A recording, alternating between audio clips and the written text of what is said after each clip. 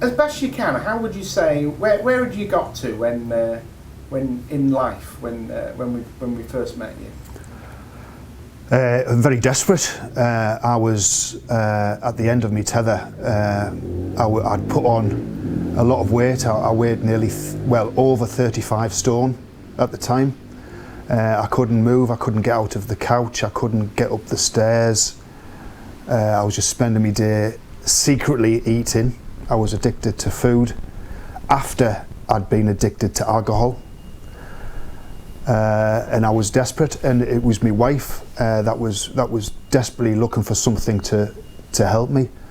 And we'd exhausted all the NHS things, TILs and GP and the mental team in the Vic.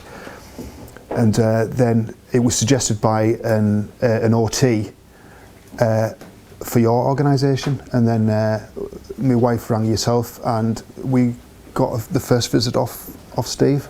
In terms of those first meetings, what do you remember of Steve getting involved? It's very hazy, because at the time I was just, I'd given up. I had a plan. I was going to either eat myself to death, or one night I was just going to end it all. So I was like tunnel visioned, really. But then Steve came, and then he just come and talked to me as a person on my level. Found out he was a veteran himself, so we had that in common. He's interested in a lot of things I'm interested in. But I tend to find with other organisations that they just pay lip service to things, that they tick the boxes and say, right, we've ticked the box, we've helped you, that's all we can do. Whereas Steve persevered. He came back, and he emphasised he's at the end of a phone anytime I needed, and I did phone him quite a lot the first few months, but it just snowballed from there and started getting moving and getting fit, and just onwards and upwards, and here I am today. People often ask us, what do we actually do in this type of work? And it's very hard to describe, because we can do whatever is needed. But what would you say? Can you try and think of anything that just unlocked some of those problems that you have? It's the support. It's the main thing is the support. There's somebody there who you can turn to. I felt guilty turning to my wife all the time, because it was starting to affect her. So the burden was on her, which was unfair. And when Steve came into my life, some of that burden went to him. But because he wasn't a family member, he wasn't living with me 24 hours a day, he could take that away and deal with it. So it's just having somebody there who you can talk to, who you can tell your feelings to, tell your experiences to, because some of the things that go through my head I couldn't tell my wife, because she'd just worry. So I told Steve, and he understood. So the fact that he's almost anonymous, the fact that you don't know him, that helps a bit? Yeah, it does, definitely, but to a certain extent, because I know Steve quite well now, and even now he helps me, and he comes round and sees me, and we sit and chew the fat, and we put the world to rights. But I know all the time he's watching me and assessing me and seeing how I'm doing. What was the bit that said, no, actually I can do this, I can turn my life around a bit? Having someone to talk to, really, and encouraging. I started off by just standing up and walking on the spot. I got myself a martial arts baton, and I was doing twists, and I had dumbbells, and then I progressed to joining a gym, and then I've lost 14 stone in a year and a half. You've joined a gym, and you've started going.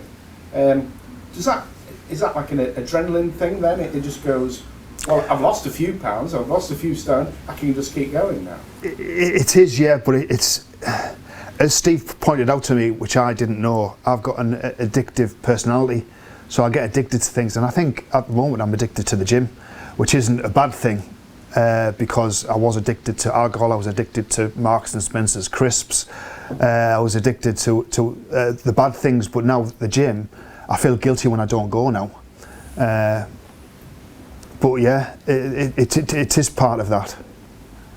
Yeah, the adrenaline does help you. You're on a high after you've been in the gym. So what's life like now then? I would say 100% better than it was a year and a half ago. I get to the gym, I'm going out. At one time I had to give up driving. I couldn't get behind, I was that big, I couldn't get behind the wheel of my car. But now life is really, really good. I'm going to the gym, I'm driving, I'm doing everything in the house. I'm cleaning, cooking, I do all the shopping, I do all the washing. So all my wife does, she goes to work and I do everything else. It's like a role reversal, which I don't really mind. When you look back at that army career, what do you think now about the army career? My army career, I have mixed feelings about. I think I could have got a better rank, but I was a bit fighty when I was younger, a bit mouthy. But my experiences, I don't regret any of them, although they have affected me. The biggest thing was Op Grapple 2 in Bosnia in 1993 with the ethnic cleansing, which a lot of people don't recognise. They do Afghanistan and they do Iraq, but people don't think about Bosnia and Kosovo as well. But that affected me greatly, but I didn't know that at the time. It was a fantastic tour. We didn't lose anybody. I understand what you're saying about veterans getting lost when they leave the forces, because it's a massive step, because it's a different way of life altogether. Our sense of humour is different, our work ethic is different, the way we work, the camaraderie is totally different. But any advice I can give would be, there's lots and lots of veterans clubs. There's 4 or 5 in Blackpool. The football club do one. There's a monthly quiz at Norbreck Bowling Club. They have trips to the Arboretum. They have kayaking. There's a coffee morning this morning in Thornton for the veterans. If you want to stay within that circle of military, get yourself into veterans clubs, breakfast clubs. There's lots of breakfast clubs, and it's really, really good. Well, I'd like to thank Steve for all he's done for me, and between him and my wife, I think they saved my life. I really do. Without Steve and Bev, my wife, I wouldn't be here. In terms of looking forward now, looking to the future, what sort of planning have you been doing for that? Quite recently, I have been thinking about getting back into the workplace, because at the moment, because of the way I was, I get PIP and things like that. But I want to work, and when you leave the army, you get a thing called a resettlement course, and I did hospitality. I ran a pub for a while. I've been a restaurant manager. I've done quite a lot. I've drove HCV, which was hideous. So I've been thinking about what I really want to do, and I think my communication skills are good enough to do what Steve actually does and try and help, particularly veterans in their struggle, because it is a struggle. And so I've done a course, an online course. It was mental health at work. My plans are to either do an open university course or a course at Blackpool and Fire College for counselling, and then progress from there. And that's what I want to do in the future. Be a mini Steve. The key thing is yeah, there's some skills around it, but it's listening and understanding people, isn't it? It's listening and understanding, and it's been through it as well. I can understand how people feel and what they think. I keep harping on to veterans, but it's because I'm a veteran, especially veterans, because there's no real help out there for mental health and veterans. And it did help a lot because Steve's interested in military things, and we used to put the world to rights. We've fought the Ukraine war and won several times, but that's by the by. But yeah, that's what I want to do. Help other people like I've been helped. So Steve, when you first met Ian, did you know which way it was going? Did you know what to do? What was your plan? Well, I read all the reports, and as Ian said in his interview, the next step was death. And I walked into the house, and there was a picture of him in his military uniform, and as a tank commander. I thought, this guy's a leader, and he's been a leader, and he's done so much for our country, and he's just not going to die on my watch. And probably the most emotive moment in my whole career was when we had a chat and he decided he was going to stand up. And even now it just makes me come out in goosebumps, because and if we hadn't got involved, when we got involved, he would as he said, he made plans to go and to end his life. And it's been an amazing journey. It's been a privilege to be with him, to see his recovery. He sees the recovery, he works at it.